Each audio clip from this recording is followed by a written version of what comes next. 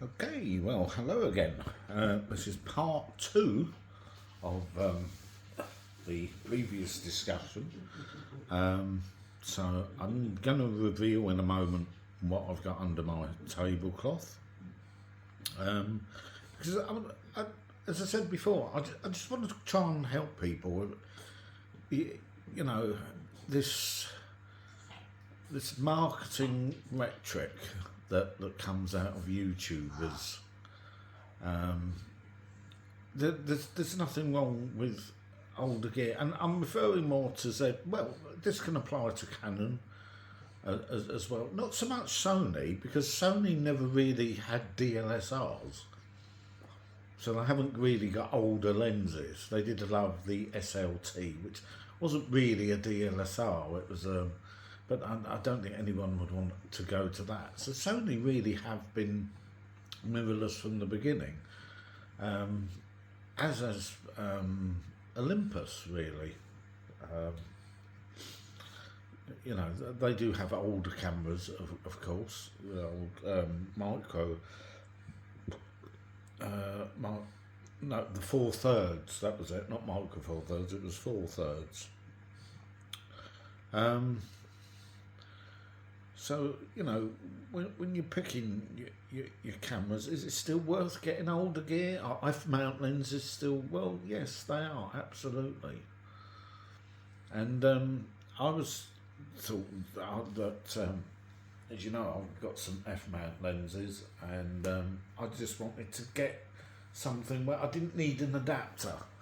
Because the problem with Nikon, you've got your Z50, which I've got, your ZFC, and then you've basically got full frame from your Z5, Z6 1 and 2, Z7 1 and 2, and obviously the newer ZF. But then you've got like a jump to the Z8 and Z9.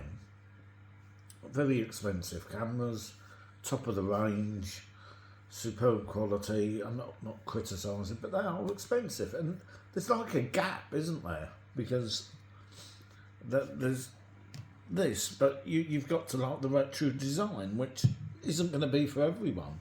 So you really haven't got anything in between yet. I mean, I think what everybody's waiting for is the Z6 III. There's no mention of a Z7 III, I've noticed. So, but I mean, are we going to get one? I don't know. I really thought it would have been announced by now. So I'm a bit surprised. Maybe it might not be till May, later on this year, May, June, maybe. But then I'm sometimes wondering, is that what's that camera going to be like? Is it as a photographer, as a stills photographer? I've just got a feeling it's going to be more aimed at video specs. You'll probably get the same photographic sensor as this. I think it will be the same. I think it will be the ZF in a different body with maybe some extra video specifications. That's what I think. But I didn't want to hang around for that, because I've actually thought that I'd like to do some, you know, when you're in Botswana, obviously you go to somewhere like Botswana or Kenya, like I did a couple of years ago, and you're doing a lot of photography, which is fantastic. You're doing it every day. You're really using your gear. But there's a load of wildlife there, whether it be birds, mammals, reptiles, you know, there's just so much to see. And when you come home, I mean, ever since I've been back, the weather has been shit. Honestly, before I went away, all it did was rain, and that's all it's done since I've come back. And it's really windy where I live as well. And it's been really windy every day. It's been a no-go for photography, really. It's been awful. Really bad. And you think, well, even then, if I do get out there, I haven't got the same level of wildlife to photograph anyway. So I needed to find something else. But what inspired me while I was there was also some landscape photography. You know, I enjoyed doing it. I wish I'd had more time to do it, but it's a bit difficult when you're running around in a Jeep all day long. But that is something I could do here and take my time. So I thought, okay, what shall I get to go about this? Now, is the gear I've got good enough? Of course it is. Of course it is. But you know, I've got gas, and because that's the thing. As a hobbyist, I think you love cameras more so than, say, a wedding photographer. You know, I'm not saying they don't love their cameras and all the rest of it, but it's a job. They're using it as a tool.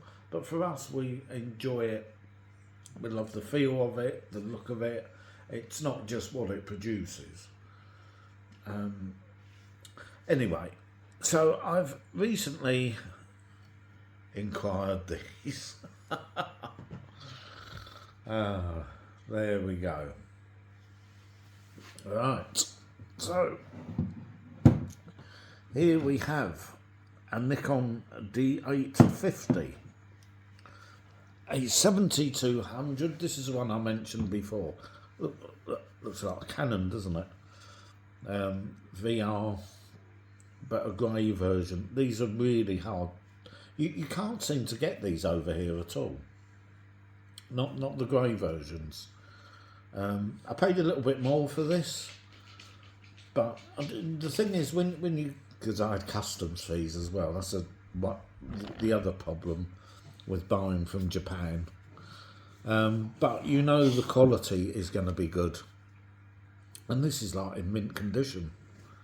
So, and it's a 70-200. This would be great for wildlife, and of course I can put it straight on this camera without any worry of needing an adapter.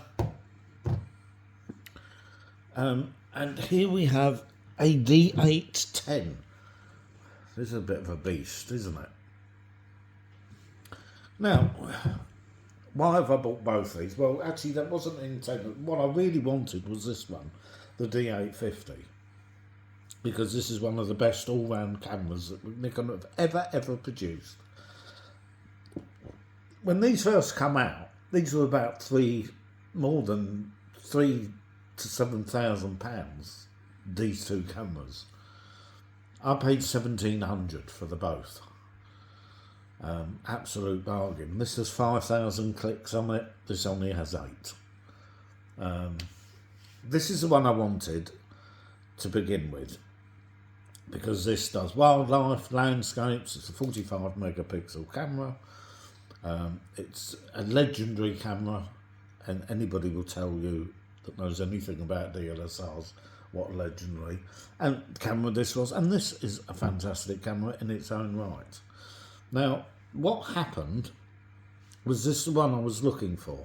Now, you can still buy this today brand new, and it's about £2,500, about 2,700. It's not that much cheaper than when it first came out. But 7 years later, because it came out in 2017, you can still get them new. And I just couldn't find one, even going through eBay, that had the right combination of, the condition and a fairly reasonable shutter count. They were either like 170,000 shutter count, 200,000, 150. They were quite large shutter counts, or the conditions were a bit damaged, and and I don't want to risk that. MPB, they were kind of expensive, so I thought, well, okay, landscape photography, maybe get 36 megapixel, the D810, and I picked this up. And I made an offer. It's basically brand new. It's in perfect condition. And I offered 690, which he accepted. And it comes with the battery pack underneath as well. It's a beast of a camera, but a beautiful piece of equipment. So I have put this back on eBay because I couldn't really send it back because there's nothing wrong with it. So all I can do is try and sell it on. Because this, I belong to a camera forum called Talk Photography, and they have a classified section as well. And this guy wanted, a few weeks ago, he wanted £1,200 for it, or £1,300 for it, and that included the grip. Now, after literally the following day after ordering this, I went onto the forum, and he'd contacted MPB, who were offering him £990 for it. So he decided to put it up without the battery bit, because I didn't want the battery bit anyway. I'm not that bothered. But without, because believe me, it's heavy enough without it. So without the battery grip for £990, and I couldn't turn that down, because that was in that condition, that was a bargain. So I've ended up with two. And believe me, the people are still using these cameras today. In fact, I recently come across a landscape photographer who uses this and the D750. And she's a really good photographer. And I've been following her channel, Victoria. I can't remember her name offhand. No, it's not Victoria. Courtney Victoria, I think. Check her out on YouTube. Really good channel. And it's kind of inspired me to do some like macro and landscape photography. So there you go. You know, these things are every bit as good. You are going to get the same quality images out of these cameras as you are out of the newest ones. Of course, you know, these are that's not small, they're not like one, but if you go look at all the other older DSLRs, the smaller ones, your APS-C ones, and there's still great options even today, and I think for some years to come they will still be good options. Eventually they will run out, you know, and they will, and I don't know where cameras are going, because you know, if you look at like the Sony A1s and things like that, I mean, they do everything for you. I mean, with these, you have to, you will improve your photography skills because these don't do everything for you. You have to do a little bit for yourself. And, you know, that will only improve your photography. So there's nothing wrong with that. You know, I mean, this one, it's got a tilty screen. It's actually got a touch screen, because this was from 2017. This was about 2014. So this is a bit older tech. But, you know, put a decent bit of glass on it and it will produce fantastic images. You know, and they're beautiful. I mean, they're so comfortable. If you want a comfy, you know, they're not things that I will probably take everywhere with me. They're not. You know, there'll be times, as I say, I am trying to sell this one again. I couldn't send it back to him, that wouldn't have been fair. So I've put it back on eBay, so, because I only want one. And I want this because I can just put the F-mount lenses straight onto this without needing an adapter. So I've kind of got the best of both worlds, I know. And obviously not everybody can afford the best of both worlds. But it's always worth looking at these older, because then, you know, I know technology moves on and moves, but you're not going to get better. The whole point is the imaging that you're going to get. That's what you do. You know, that's what you want at the end of the day. And you're not going to get any better images out of newer technology, because the image quality difference is just, aren't there, as I say, and I strongly believe that image quality kind of topped out a long time ago. It had already got as good as it could get. So, you know, the things they're adding to cameras now are video specs, focusing speeds, etc., etc. But that's what's making cameras better. Not really the images, because it's people that make the images, not the cameras. And, you know, so bear that in mind, you know. I've updated all these as well to the newest firmwares.